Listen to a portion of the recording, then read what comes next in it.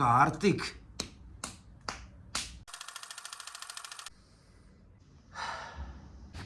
അയ്യോ, 9:30 HOD ആയിട്ട് മീറ്റിംഗാ മോനെ. ലേറ്റായി. ഇനി ലിഫ്റ്റ് അടിച്ച് മെട്രോ സ്റ്റേഷനിൽ പോയിട്ട് അവിടുന്ന് മെട്രോ പിടിച്ച് വേണം അവിടെ എത്താൻ. മിക്കവാറും ഒരു അരമണിക്കൂറേ ലേറ്റ് ആവത്തുള്ളൂ, അതിൽ കൂടുതൽ ലേറ്റ് ആവത്തില്ല. അയ്യോ,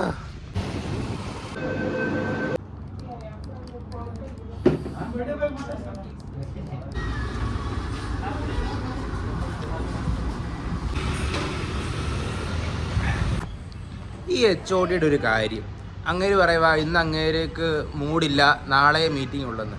മനുഷ്യൻ ഇത്രയും കഷ്ടപ്പെട്ട് ലിഫ്റ്റ് അടിച്ച് മെട്രോയിൽ കയറി ഓടിച്ചാടി അരമണിക്കൂർ മാത്രം ലേറ്റായിട്ട് ഓഫീസിലെത്തിയത് ഈ മീറ്റിങ്ങിന് വേണ്ടിയിട്ടാടാ.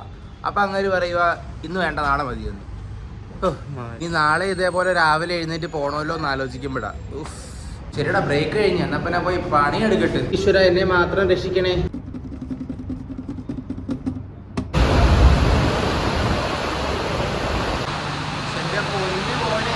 മഴയാണ് ഇത്.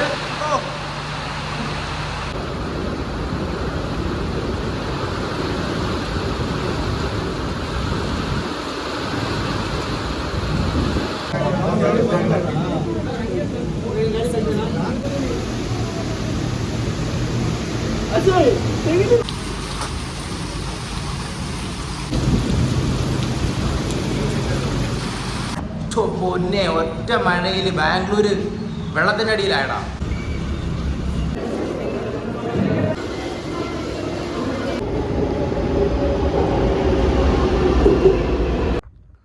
ഒരൊറ്റ മഴ പെയ്തുള്ളൂ. അപ്പോഴത്തേക്ക് എന്തൊക്കെ കാര്യങ്ങളാണ് സംഭവിച്ചത്. ബേസ്മെന്റ് മുഴുവനും വെള്ളപ്പൊക്കം വന്ന് 3 സ്കൂട്ടർ കേടായി പോയി.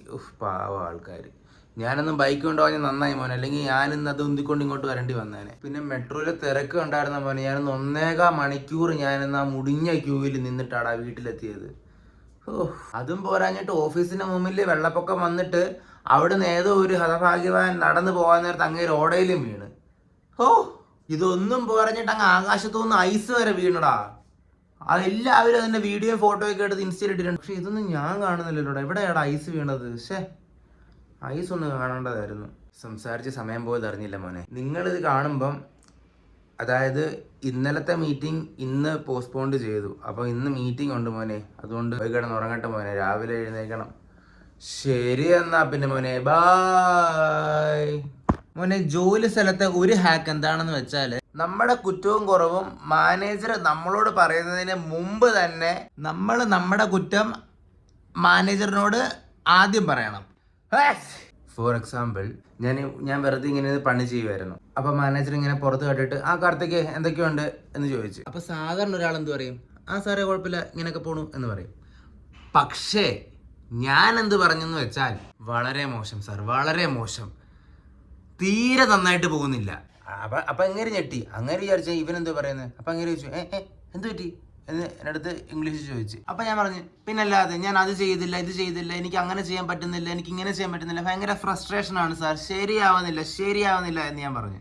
ഉടനെ അപ്പൊ മാനേജർ എന്ത് പറഞ്ഞു, കാർത്തിക് അങ്ങനൊന്നും പറയല്ലേ പോലെ, നീ വന്നിട്ടാണ് അത് സംഭവിച്ചത്, നീ വന്നിട്ടാണ് ഇത് സംഭവിച്ചത്, നീ ഇപ്പൊ തന്നെ അങ്ങനെ ചെയ്തു, നീ ഇപ്പൊ തന്നെ ഇങ്ങനെ ചെയ്തു, നീ അത് നോക്കുന്നുണ്ട് ഇത് നോക്കുന്നുണ്ട് എന്നൊക്കെ പറഞ്ഞ് എന്നെ പുകഴ്ത്തി വിട്ടു മോനെ. അതാണ് പറഞ്ഞത്. ഇപ്പൊ ഞാൻ അങ്ങനെ ചെയ്യുന്നില്ലെന്ന് പറഞ്ഞിരുന്നെങ്കിൽ അങ്ങേര് എന്തൊക്കെ ചെയ്താലും അങ്ങേരെ എന്നെ കുറിച്ച് എന്ത് പറഞ്ഞാലും പുകഴ്ത്തി പറയത്തില്ലായിരുന്നു.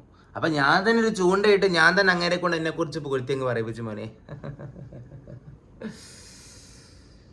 എൻ്റെ പൊന്നു മോനെ, ഇതെങ്ങാനും അങ്ങേര് ഇത് കണ്ടിട്ട് കന്നഡയിൽ ട്രാൻസ്ലേറ്റ് ചെയ്ത് കാണണം.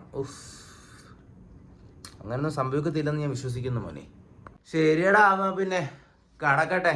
നാളെ രാവിലെ 6:30 ആകുമ്പോൾ എഴുന്നേക്കണം. അപ്പം ശരിയെന്ന് നോക്കെ ബൈ.